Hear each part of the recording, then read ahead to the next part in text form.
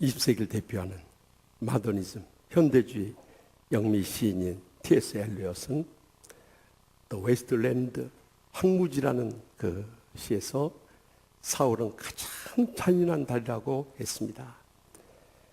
그때 당시 1차 세계대전 후에 황폐했던 이 시대 상황을 잘 노래한 것이죠.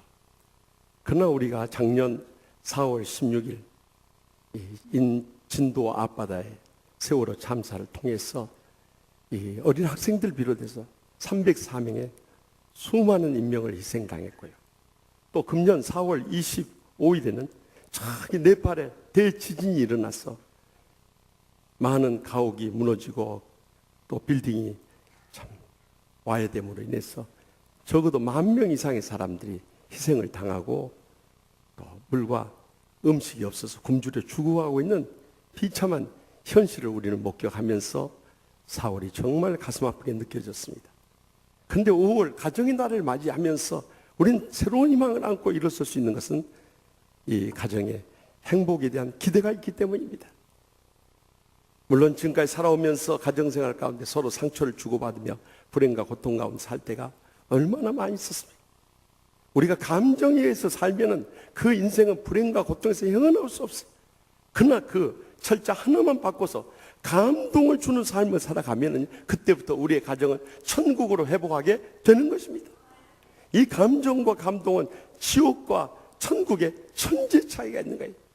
그래서 5월 가정의 달을 맞이하면서 가정의 달 특집으로 감동 시리즈의 말씀을 시리즈로 말씀드리고자 합니다. 그 첫 번째 시간으로 오늘 어린이주일을 맞아서 감동을 주는 부모가 우리 모두가 될 수 있길 바랍니다. 우리는 성경 가운데서 그 감동적인 한 부모님을 만나게 되는데 그가 바로 엘리야 시대 때 살았던 사르밧 과부였습니다. 하루는 여호와의 말씀이 엘리야 선지자에게 임해서 저기 사르밧으로 가서 이 가뭄 가운데 피난 생활하도록 합니다. 그곳에 가면 한 가부가 너의 먹을 양식을 다 공급해 주리라는 것입니다. 그래서 사르밧에 이르게 됐는데 그곳에 한 가부가 나무 가지를 줍고 있어요. 아마 빵을 만들어 먹으려고 땔감으로 그 가지를 줍는 모양이에요. 그래서 물을 달라고 했더니 물을 흔쾌히 내어주는 거예요. 빵 한 조각 달라니까 빵 한 조각에 먹을 것이 없다는 거예요. 그럼에도 불구하고 그의 응답하는 모습 가운데서 이 마지막 때 우리가 어떻게 감동을 주는 부모가 될 것인가 하는 하나님의 음성을 이 시간도 함께 들을 수 있길 바랍니다. 먼저 본문 12절 말씀 다 같이 보겠습니다. 그가 이르되 당신의 하나님 여호와께서 살아계심을 두고 맹세하는 나는 떡이 없고 다만 통에 가루 한 움큼과 병에 기름 조금뿐이라. 내가 나뭇가지 둘을 주워다가 나와 내 아들 위하여 음식을 만들어 먹고 그 후에는 죽으리라. 아멘. 지금 이 사르밧 가부는 빵 한 조각 달라고 하는데도 그 줄 것이 없었어요. 다만 이 가루 한 움큼과 병에 기름 조금 있는데 그걸로 지금 나뭇가지 주워다가 빵 해 먹고 그 다음에 우리 아들하고 같이 죽으려고 하는, 우리는 가진 것이 아무것도 없는 사람입니다 하고 고백한 거예요. 그런데 그가 이 고백을 하면서도 당신의 하나님 여호와께서 살아계심을 두고 맹세하노니 라고 언급했던 것을 주목할 수 있길 바랍니다. 지금 이 사람은 이방인입니다. 그럼에도 불구하고 열왕기상 5장에 보면은 이 솔로몬 성전을 건축하느라고 이스라엘 사람과 베니게 사람 사이에 무역이 활발했으므로 그녀는 그때 이스라엘 사람들이 살아계신 하나님을 어떻게 믿고 어떻게 살아가는가를 많이 보고 들어왔어요. 그래서 그 마음속에 살아계신 하나님께 대한 믿음을 가지고 있었던 것입니다. 그렇기 때문에 엘리야 선지자가 나왔을 때 하나님의 살아계심을 두고 맹세하노니라고 고백할 수 있었던 것입니다. 여러분, 우리가 이 고백을 위대하게 생각하는 것은요, 그가 이스라엘 사람이 아닌 이방인입니다.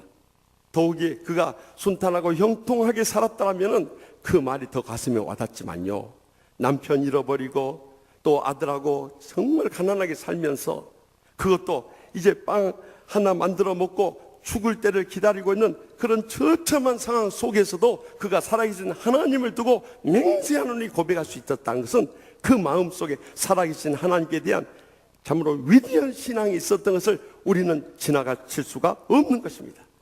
그렇습니다.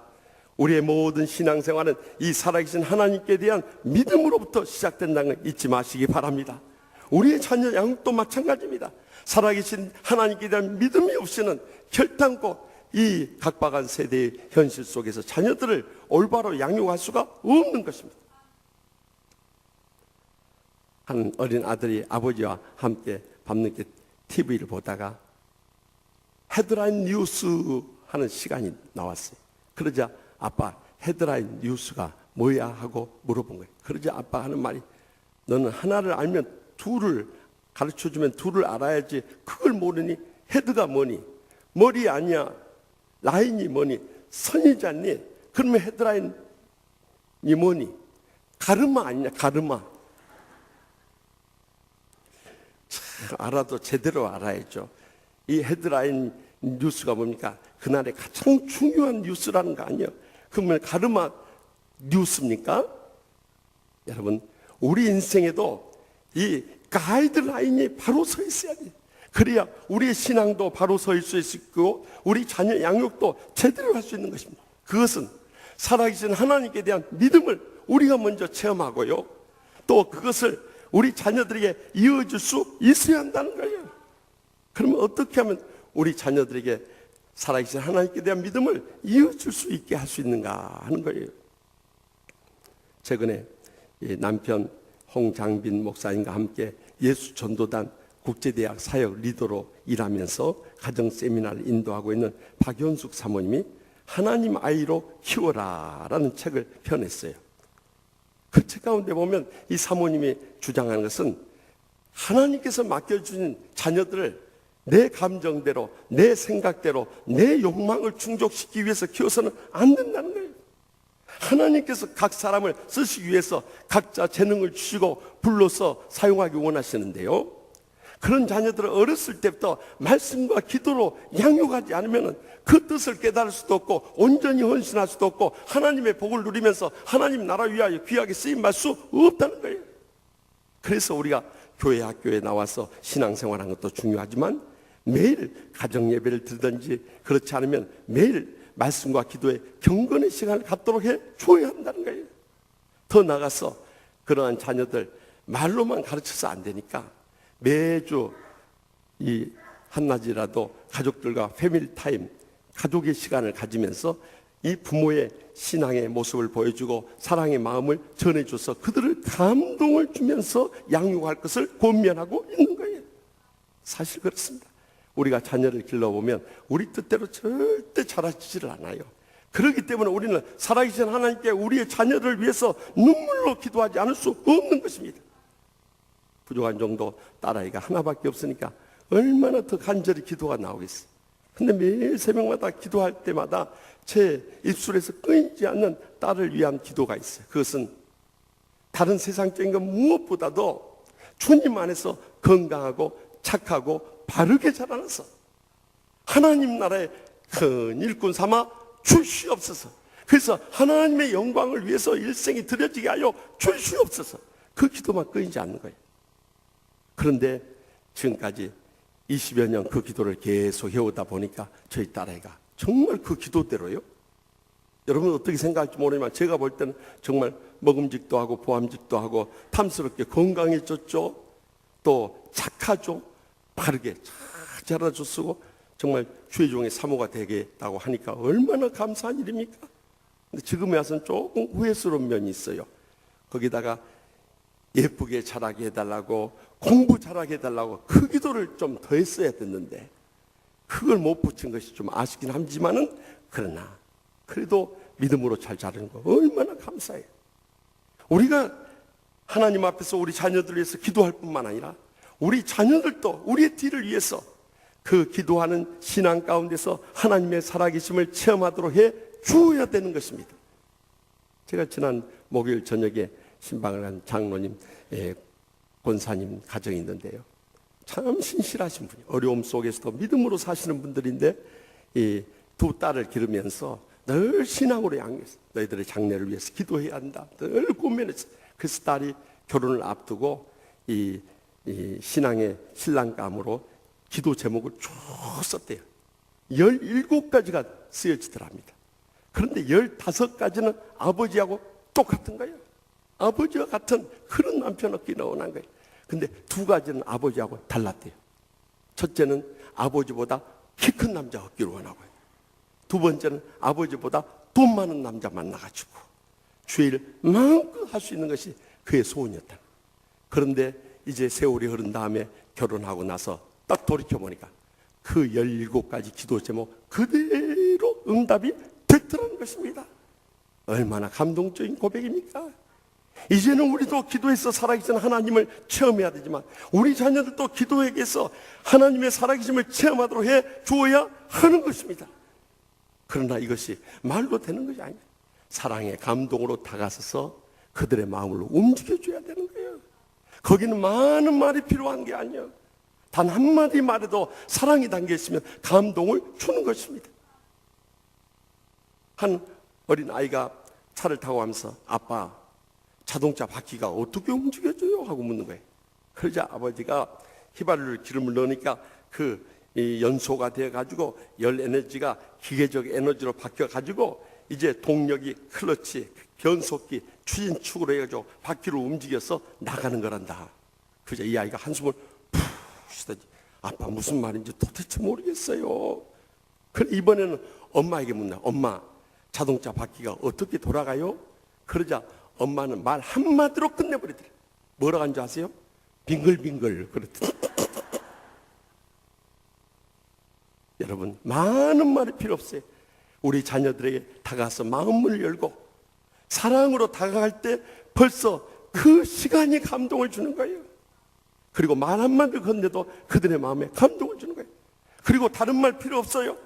엄마 아빠가 지금까지 살아오면서 많은 고난과 역경도 있었지만 살아계신 하나님만 믿고 살았더니 우리가 내세울 거 없고 가진 것 없어도 그래도 이렇게 마음 평안하고 온 가족 건강하고 또 모든 삶의 필요를 따라서 주님께서 채우시고 이렇게 행복한 천국과 같은 가정을 이뤘으니 우리가 바랄 게 뭐가 있겠느냐? 이 말 한마디가 감동을 주는 거예요. 사실 우리 자녀들은 그런 신앙의 체험에 의한 영적인 감동의 말 한마디를 기다리고 있는 것입니다. 그런데 많은 때 우리는 자녀들과 시간도 갖지 못해. 그저 만나면 공부해라. 또 성적 얼마나 올랐냐? 또 너 그래가지고 취직되겠냐? 너 그래가지고 시집이라도 가겠냐? 맨날 그런 말만 하니 이 자식들이 그런 잔소리를 들으면 들을수록 마음문이 닫혀지고 우리로부터 멀어지고 신앙을 떠나가 버린 거예요. 최근에 SBS TV에서 아빠를 부탁해라는 가정치유 프로그램을 방영을 했어요. 거기에 보면은 이 탤런트 강우석 씨, 또 강석우 씨, 조민기 씨, 조재현 씨, 또 개그맨 이경규 씨, 4가정이 출연을 해요. 다 아빠가 바쁘고 피곤하게 연애 생활을 하다 보니까 가정에 충실하지 못하고 딸들과 정말 나눔의 시간을 갖지 못해. 근데 그 중에 제일 저희 가슴을 참 아프게 하고 슬프게 했던 한 가정이 있었습니다. 그 가정은 탤런트 조재현 씨 가정이었어요. 이분이 TV, 영화, 연극 등에 출연한다고 늘 피곤에 지쳐 돌아오면 집에서 말이 없는 거예요.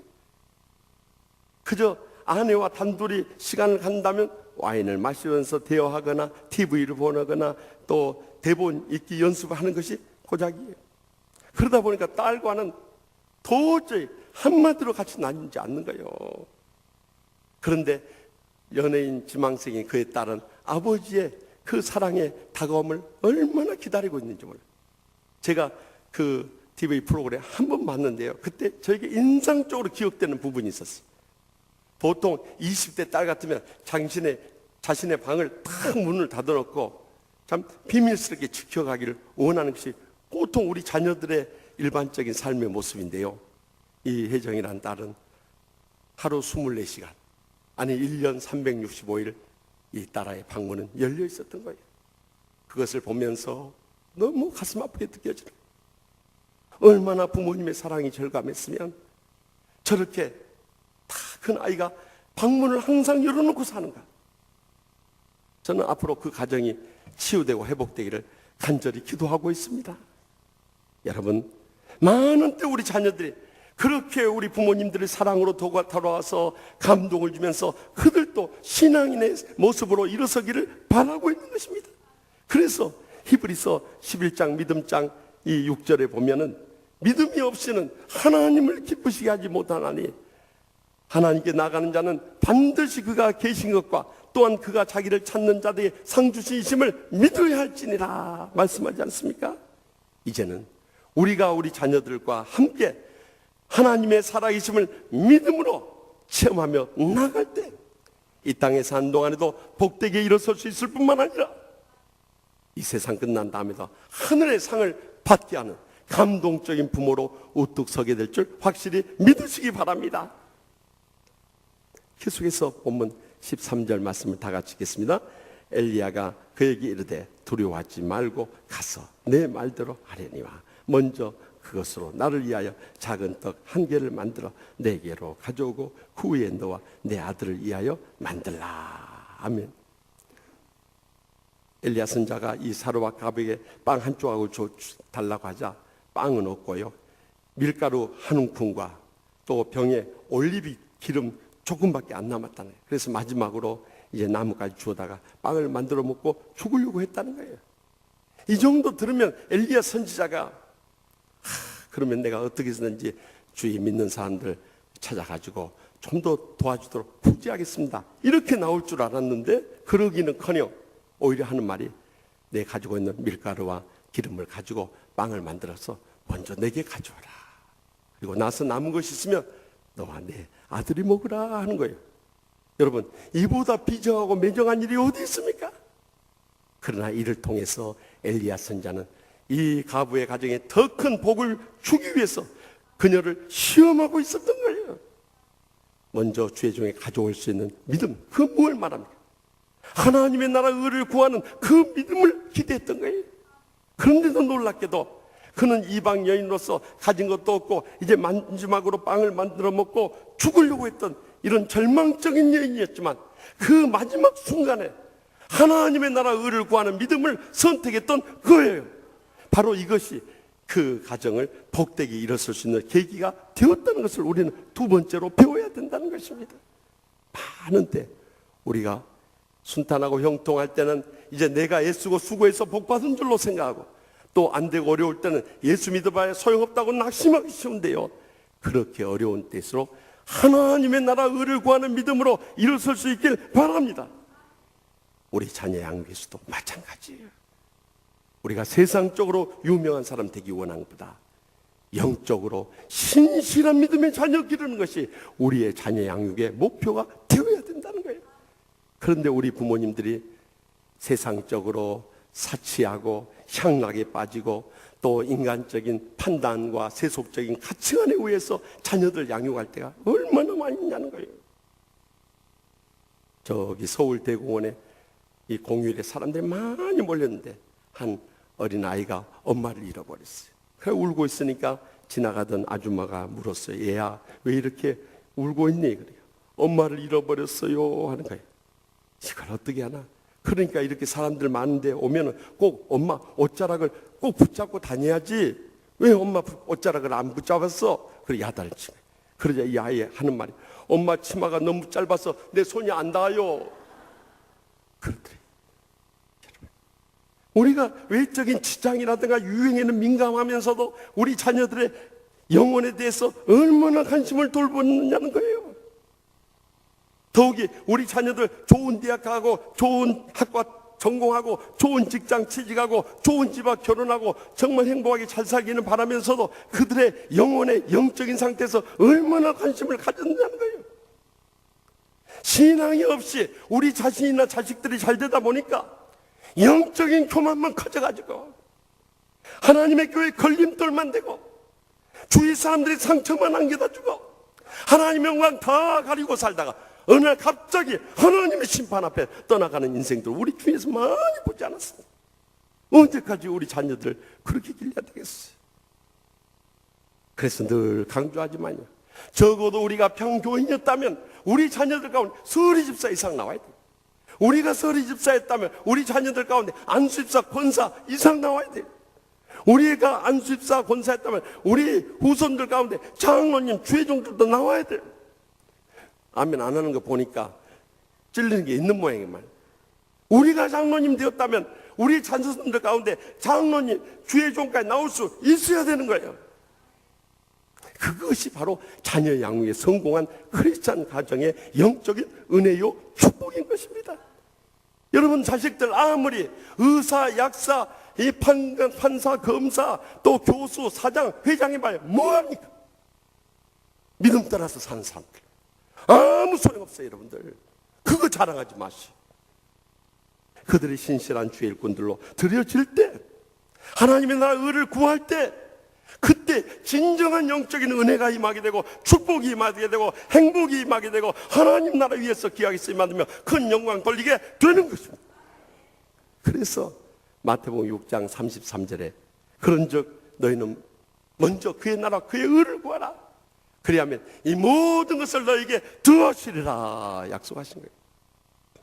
사실 이 말씀은 저희 아버지가 저를 낳아놓고 둘째 아들 덤으로 주셨으니 큰 아들은 아버지 뒤를 이어서 약사되고 장로되고 둘째 아들은 하나님 나라를 위해서 의를 구하는 목사 됐으면 좋겠다 하는 마음을 갖고 오를 의 심을식 해가지고 의식이라고 쳤대. 제 이름이 보통 이름이 아니에요. 그리고 세월이 지났어. 근데 참 부모님이 지으신 그 이름대로 인생이 사라집니다. 저는요 어렸을 때 자라면서 참 우리 부모님의 영향을 받아서 그런지 정도 많고 사랑도 많고 눈물도 많지만요, 제가 제일 못 참는 게 뭐냐면 불의한 걸 못 참는 거예요. 여러분들 용서하고 들어주세요. 제가 다녔던 고등학교가 학생 독립운동이 일어났던 학교예요. 그래서 고등학교 때부터 박정희 대통령 정권 아래에서 국가보안법을 개정해가지고 국민들 탄압한다는 소식을 듣고 이 충장로를 달리면서 데모를 했다면 이해되세요? 결국 박정희 대통령 서거하신 후에 그 다음에 또 이어서 전두환 대통령이 나왔어요. 저 신학생 시절에 군사 독재 정권 물러가라고 얼마나 데모를 하면 다녔던지요. 저희 집사람이 아침에 학교 갈 때 저한테 항상 하는 인사말이 이거였어요. 여보 제발 오늘 데모하지 말고 일찍 들어오시오. 이것이 인사였어요. 안 믿어주시죠? 제가 장신대 다닐 때도 얼마나 세게 데모했지. 제가 교수로 들어가려니까 저를 보고 그래요. 정치 목사라고. 그래서 지난날 3.1운동하고 독립운동 했던 사람들이 정치 목사고 정치 전도사입니까? 그리고 내가 항변을 했어요. 그리고 이제 문민정부가 들어선 다음에 제가 그때 데모에서 손을 씻었습니다. 그 뒤로는 저는 데모 안 하러 다녀요. 이제 목회만 충실해요. 근데 교회 목회하면서 제가 가장 싫어하는 바리새인과 서기관 같이 예수님께서 와 있을진저 7번이나 책망했던 사람들이 어떤 사람이야? 영적 교만에 빠져가지고 교회를 자기의 소유물처럼 좌지우지하는 거예요. 그리고 주의 종들이나 교인들 괴롭히고 상처 주고 비방하고 험담하고 하나님의 교회를 허물었다는 마귀의 새끼들, 이런 무리들에 대해서는 저는 끝까지 그 사람 죽을 때까지 싸우는 거예요.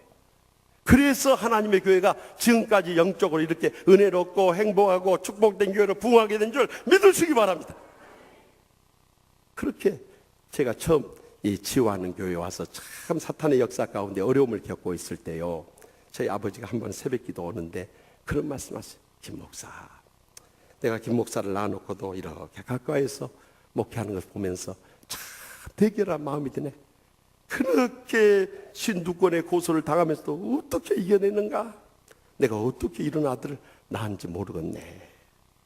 내가 참 하나님께 감사하네. 그래요. 그래서 제가 그랬어요. 아버지가 지금까지 하나님의 나라 의를 구하며 살아왔던 걸 제가 어렸을 때부터 봐왔고요. 또 제 이름을 의를 심으라고 의식이라고 지어주셨잖아요. 저는 그대로 살려고 한 것뿐입니다. 근데 저희 아버지 눈가에 눈물이 가득 고여 있어요. 지금도 그 마지막 모습을 잊을 수가 없어요.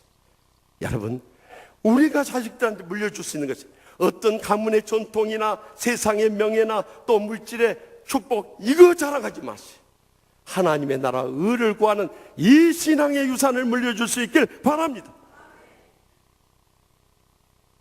지난 2011년 7월 26일과 28일 이틀 사이에 세상을 떠난 홍용희 한재순 성도님 부부가 있습니다. 이분들은 저기 시장 바닥에서 비가 오나 눈이 오나 채소 장사를 하면서 어렵게 고생을 하시면서 돈을 번 사람들이에요. 근데 이분들이 이제 파킨슨 병에 걸려서 더 이상 일을 할 수 없게 됐어요. 그동안 벌어왔던 것을 다 정리해서 하나님의 축복으로 이렇게 복을 받았으니 이제 하나님의 나라를 위해서 저의 전 재산을 정리하기 원합니다. 그리고 얼마를 내놓은지 아세요? 10억 원을 내놔. 10억 원을요. 그리고 오남매 자식들 다 믿음으로 기른 다음에 그들이 세상 떠난 다음에 이 남은 것을 정리해 왔더니 단돈 280만 원 가지고 계시더래요. 그 아버지 어머니의 신실한 신앙이 정말 일생을 청지기로 살고 이틀 사이로 세상을 떠난 다음에 자식들이 장례를 다 치른 다음에 새벽 편지라는 책에 이런 글을 남겼어요. 우리 부모님은 우리 오남매의 학비를 빼고는 모든 것을 악착같이 아끼며 살아왔어요. 더운 날 선풍기 한 번 덜 켜고 한겨울에도 헤어진 내의 입으시고 난방 없이 버티셨어요. 먹고 싶은 반찬도 안 드시고 고기도 안 잡수셨어요. 그렇게 모은 돈임을 잘 알기에 우리 형제들은 부모님이 더욱더 자랑스러웠습니다. 부모님이 기부한 돈은 단순한 돈이 아니라 저희 부모님의 삶 전부였습니다. 어쩌면 그들의 신앙의 모든 것이었습니다.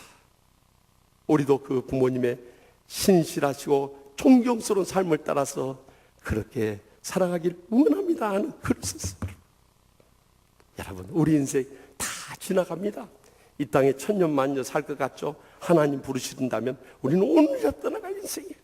그러나 생의 마지막 순간까지 하나님의 나라와 의를 구하다가 떠나가게 될 때 우리뿐만 아니라 우리 자손들까지 우리의 뒤에서 신실한 믿음의 일꾼들로 서게 될 뿐만 아니라 우리의 모든 사람들에게 감동을 주는 일생을 살아가고 또한 그는 감동을 주는 부모로 영원히 기억되게 될 줄 확실히 믿습니다. 마지막으로 본문 15절 16절 말씀을 다 같이 읽겠습니다. 그가 가서 엘리야의 말대로 하였더니 그와 엘리야와 그의 식구가 여러 날 먹었으나 여호와께서 엘리야를 통하여 하신 말씀같이 통에 가루가 떨어지지 아니하고 병에 기름이 없어지지 아니하니라. 아멘. 사르밧 가문은 엘리야 선지자를 통해서 먼저 주의 종을 위해 빵을 만들어 오고 그 후에 너와 내 아들을 이하여 먹으라, 만들어 먹으라. 이 말씀대로 행하면 이스라엘의 하나님 여호와의 말씀이 나 여호와가 비를 지면에 내리는 날까지 그 통에 가루가 떨어지지 아니하며 그 병에 기름이 없어지지 아니하리라 하고 본문 14절에 계속해서 분명히 약속하셨어요. 그러나 살아계신 하나님께 대한 믿음을 가지고 복되고 형통하게 살았다면 이 말씀에 순종하기 쉬웠을 거예요. 그런데 그 믿음으로 살았어도 이제 고작 빵 한 번 해 만들어 먹고 이제 우리 아들과 더불어 죽어야 할 그런 상황이 있을 때 여러분, 하나님 말씀이 이렇게 임했다고 해서 그 빵 갖다 바칠 사람 누가 있겠어요? 그럼에도 불구하고 이 사르밧 가문은 그 약속의 말씀을 그대로 믿고 행했다는 거예요. 이것이 바로 전천후 신앙의 마지막 결론인 것입니다. 그랬더니 하나님께서 더 놀라운 것은 그 가부의 아들이 죽게 된 상황 속에서도 그 가부의 아들까지 살려주는 기적을 행하면서 이 비가 올 때까지 내내 통에 밀가루가 떨어지지 아니하고 병에 기름이 없어지지 않는 기적의 축복을 허락해 주신 것입니다. 여러분, 하나님께서 우리에게 복을 주시지 않아서 복되게 살지 못한 게 아닙니다. 우리의 지난날 하나님 말씀대로 살지 못한 그 축복이 내 마음의 평안도 잃어버리고 육신의 건강도 잃어버리고 삶의 축복도 잃어버리고 가정의 행복도 잃어버리고 우리 자녀들의 장래까지 막아버릴 때가 얼마나 많이 있었냐는 거예요. 요즘 우리 자녀들이 얼마나 어렵고 힘들게 살아갑니까?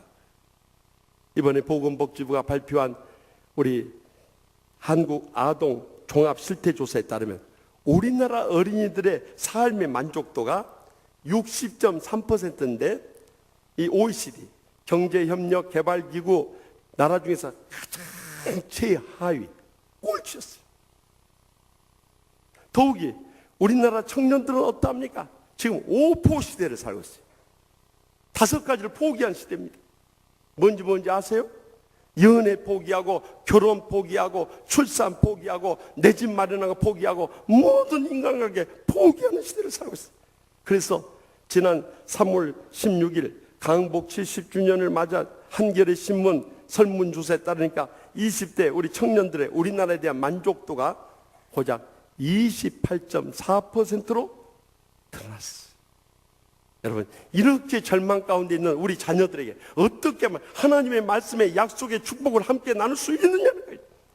그것은 말로 너희들 예수 잘 믿어라, 교회 잘 다녀라, 너희들 그러면 복 받고 잘 될 것이다, 이런 말로 될 줄 아세요? 아니에요. 우리가 하나님의 약속의 말씀의 행함으로 먼저 본을 보이며 복되게 살아가야 된다는 거예요. 그래서 우리가 자녀 양육할 때 있어서 제일 어려우지만 가장 감동적인 방법은 전에도 말씀드렸듯이 캐나다의 사회학습 이론학자인 이 엘버트 벤두라 박사가 주장한 모델링이라는 거예요.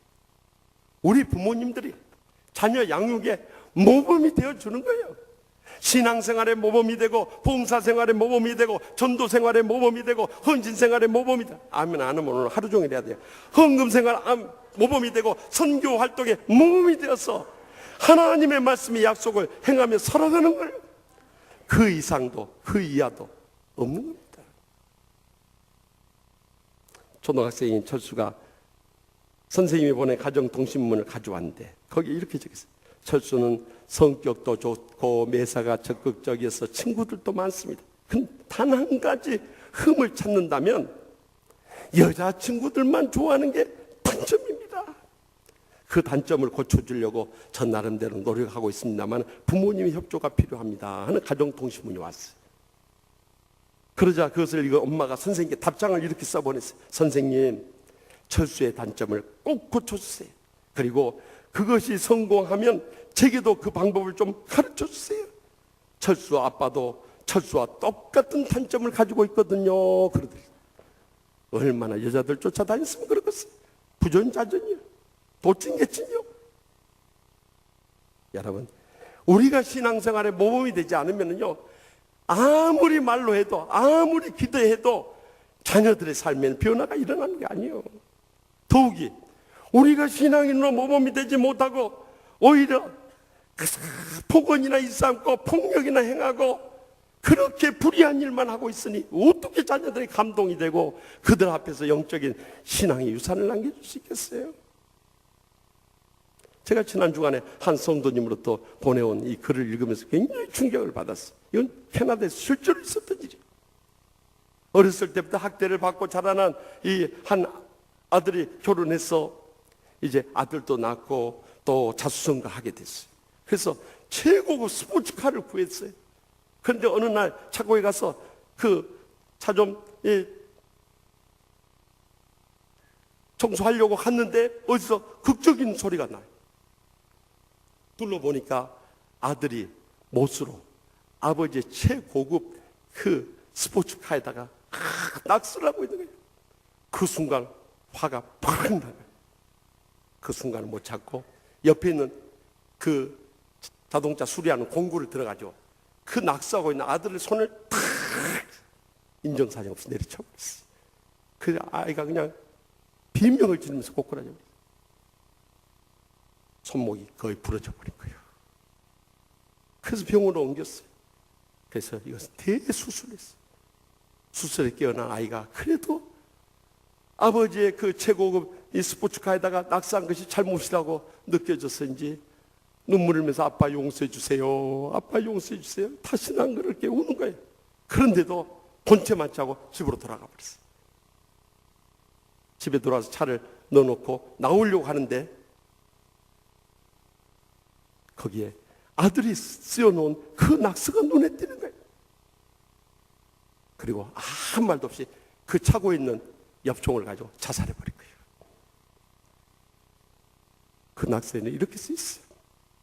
Daddy, I love you. 아빠 사랑해요.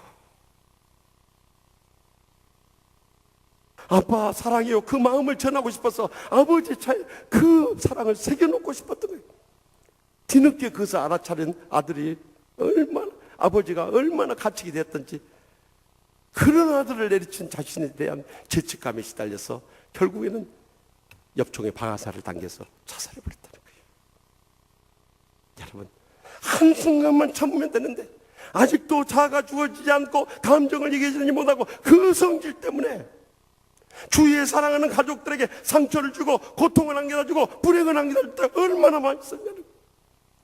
그래놓고 목사하면 뭐하고 장로하면 뭐하고 권사하면 뭐하고 집사하면 뭐하냐 말이에요. 이제는 우리가 말씀대로 행함으로 인해서 삶으로 본을 보여야 돼. 이것이 자녀 양육의 결론입니다. 그래야 우리가 진정으로 이 땅에 감동을 주는 생애를 살고 감동을 주는 부모로 남을 수 있는 것입니다. 그래서 베드로전서 5장 3절 4절에 맡은 자들에게 주장하는 자세를 하지 말고 양무리의 본이 되라. 그리하면 목자장이 나타나실 때 시들지 않은 영광의 관을 얻으리라. 분명히 약속하셨어요. 우리 인생 다 지나갑니다. 우리 자녀들과 언젠가는 주님의 심판대 앞에 서게 될 겁니다. 그때 잘할도다 착하고 충성된 종 하면서 영광의 면류관을 받을 그날을 소망 중에 바라보면서 모두 다 감동을 주는 세계를 살고 감동을 주는 부모가 될 수 있길 바랍니다. 참 부끄러운 고백입니다만은 저희 딸아이를 낳아놓고 나서 12시간 지나기 전에 애가 이 피를 토하고 혈변을 쏟는 거예요. 나중에 바로 의사 선생님과 함께 자신이 레지던트 했던 백병원으로 옮겨서 응급실에 갔더니 이 CT 촬영을 해보니까요, 거기에 이 뇌출혈, 위출혈, 장출혈, 피를 계속 쏟아 절반 이상의 피를 쏟아서 얘가 회생할 가능성이 없다는 거예요. 오늘 밤을 넘기기 어렵다는 거예요. 앞이 캄캄해버려요. 어떻게 얻은 딸인데 이렇게 세상을 떠나는가. 그날 밤에 집에 돌아왔는데 밤잠을 이룰 수가 없어요.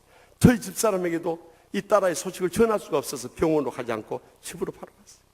그래서 밤을 지새면서 하나님 앞에 그렇게 기도했습니다. 하나님 아버지, 이렇게 걷어가시려면 뭐로 보내셨습니까?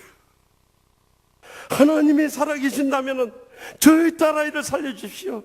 하나님께서 살려주시면, 그때는 여자 목사 한 수가 없었기 때문에 이 딸아이를 주의 종의 삶으로 드려주기를 원합니다.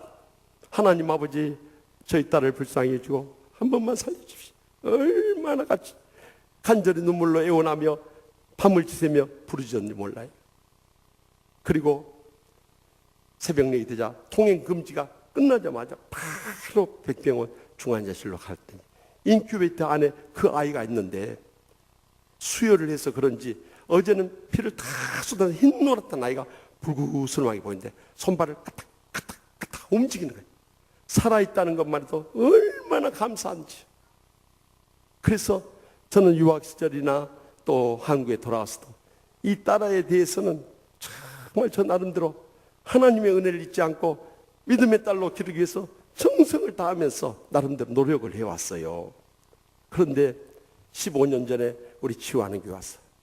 그때 얼마나 교회가 불의한 자들이 판을 치고 노예를 등에 업고 가장 목사, 장로, 집사들 고소해가지고 그 어렵게 할 때였습니까? 그러니 이런 모습을 딸아이에게 보여줄 때 딸아이가 어떻게 사모되겠다고 할 수 있겠어요? 그래서 제가 일부러라도 집에 가서는 교회 이야기를 한마디도 안 했습니다. 내가 교회 가서 이렇게 고통당하고 상처받고 불행 가운데 목회하고 있다는 말을 한마디도 안 했어요.